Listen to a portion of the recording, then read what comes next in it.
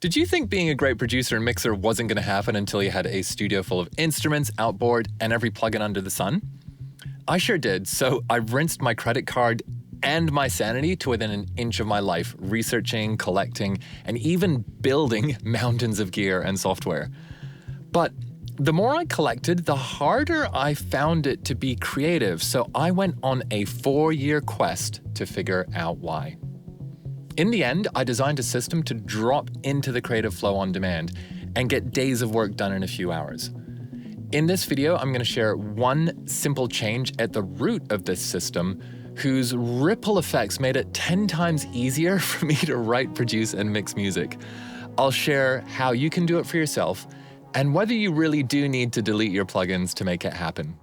To help this change make sense, let's uncover the common assumptions about how music production works. So over here, we have all the gear you need. That's everything in your studio. And then here, we have all the skills you learn. That's the techniques you master. And the overlap here is where you produce music, right? Knowing what to do with what you have. And therefore, if you put more stuff in your studio, the overlap is bigger and you get more cool music out of it, right? Well, that's the approach we're sold, and it's the approach I was taking before I figured out this system. And it wasn't until I realized there was a missing piece of the puzzle that things started to click. So you have your studio, you have your techniques, but they are nothing unless they act in service of your mind. You see, your brain is the antenna that picks up the ideas floating out there in the ether and converts them into music. And if your antenna is clogged with interference or can't convert ideas into a clear signal to act on in the studio, you get stuck. You lose songs. But when you design your production system to support your mind, your creativity and instinct flow in a whole new way. That's where these overlaps get super juicy. More on them in a second, because we need to get back to the one simple change at the root of the system so you can do it too. The reason it's so important is summed up perfectly in this computer science principle called Fredkin's paradox, which states, the more equally attractive two alternatives seem, the harder it can be to choose between them. No matter that, to the same degree, the choice can only matter less. Put into 6th grade English, the closer two options are, the harder it is to choose and the less it matters. But Wikipedia goes a step further, saying, the paradox constitutes a major challenge to the possibility of pure instrumental rationality. Translating this into producer talk, we drive ourselves crazy over nothing. So the change you need to make in your studio becomes clear.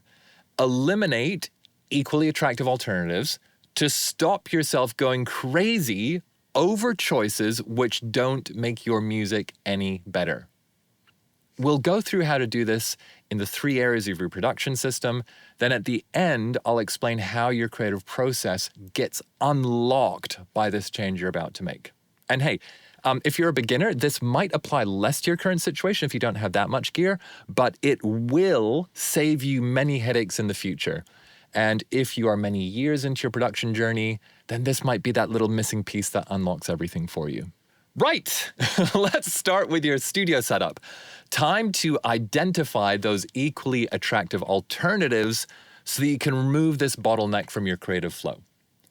The first and easiest place to look is your plugin folder.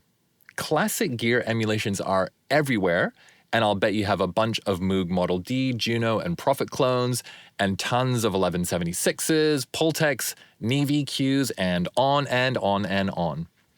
For each model, you might already know your favorite. If so, that's the one to keep. The others have just got to go. If you have a specific use case for any of the others, that's cool, it can stay. If not, clear it out. Next, let's go up a level to categories of gear. You can include hardware too here if you have it. So what are your synths, your samplers, your compressors, your guitars, your EQs, whatever. And depending on your preference, you might want subcategories.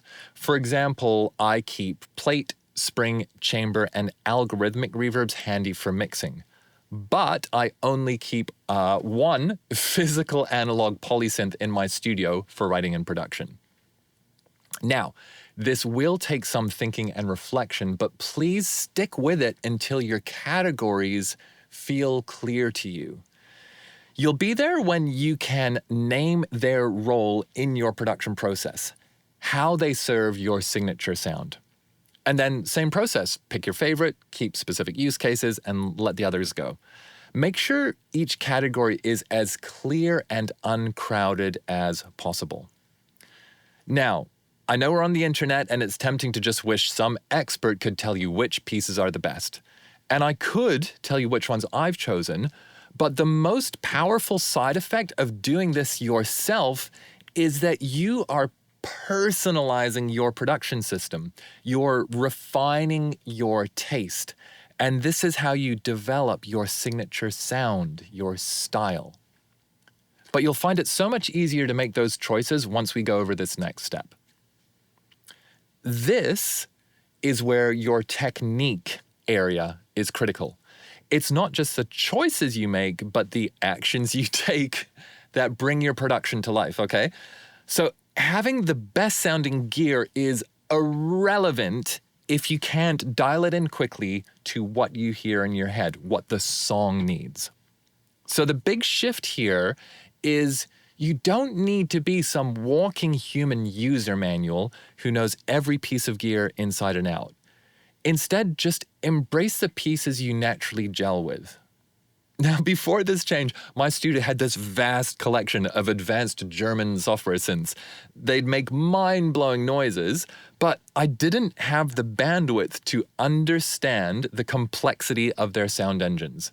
So I would play preset roulette, stumble across something that almost worked in my song, and then lose hours trying to figure out how the hell to get rid of that weird rising overtone. And long story short, that situation became an expressway to the graveyard of unfinished songs on my hard drive. But once I finished to just having one favorite soft synth that I could control easily, everything changed. Even if I preset surf, it's really fast to dial in the change I need to hear in the song.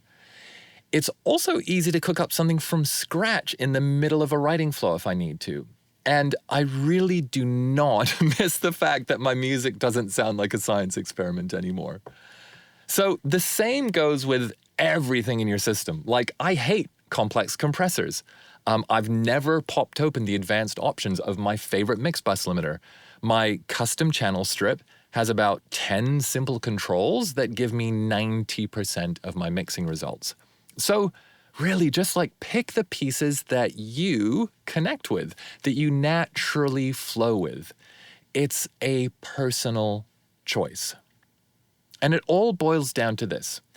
How easily can you control your gear so that you can dial in what the song needs while staying connected to the big picture of your music? Okay, you've been optimizing your system first by looking at these emulations, and then you chunked up to categories, which lets you whittle things down even more. You've applied the principle of control to ensure it's fast and simple to physically dial in what you hear in your head. So at this stage, move any plugins that didn't make the cut over to an unused plugins folder that you put somewhere safe on your hard drive. They'll be available in case you need to load them up for an old project or something like that. And if you're sitting on a ton of hardware, this is going to sound intense, but try just moving some stuff out of your studio. In the end, I wound up selling countless beautiful pieces that I thought I could not live without. And real talk, the flow just got so much better and I never looked back.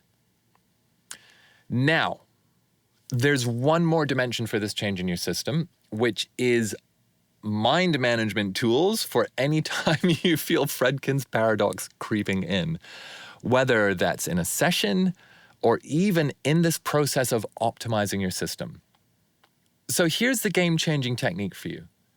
It's too easy to think that great art should be a struggle. But the fact is, once you drop into a creative flow, the choices that actually make a difference in your music are easy. They're obvious. They're often so effortless that you don't even notice yourself making them. You're just going with the flow. But if you notice yourself feeling tense or stressed about a choice, it's actually your body's way of telling you something critical. This choice does not actually matter. It's your body's way of telling you that you are trapped in Fredkin's paradox. The only reason the choice feels difficult to make is because the differences are small enough to be meaningless in the big picture. So learn to recognize that tension, and when you do, pick one quickly, or even let a coin toss decide. Now, Chad Blake summed this up perfectly when he said years ago, he said something like, if I have to flip-flop back and forth more than a couple of times to choose, it doesn't matter which one I pick. Okay, so you've applied Fredkin's paradox to the 3 areas of your production system. You've narrowed down your studio gear to favorites in each of your categories, you've optimized for control through your technique, and you're now wielding this mental technology to blast through tough choices when they come up. Now, remember earlier I told you these overlaps are where the juicy stuff happens? It's time to explain how this all pays off. During your session, when an idea arrives in your mind, it's effortless to choose which gear to make it happen. That gear is easy to control, so your techniques can flow, and, I love this one, the big picture vision of your music easily guides your actions and technique. When all 3 aspects of your production system are working together like this, you'll wind up living in the center here in this 10x zone of creative flow. You will have unlocked your creative potential in the studio. So now that you know how to do this one simple change and why it's so important, you'll want to watch this video about the custom drum production system, which lets you get mix-ready drum tracks produced in a few hours instead of a few days. The system demolishes writer's block and eliminates hours of tedious editing while making your sessions more fun and more creative. We'll see you there.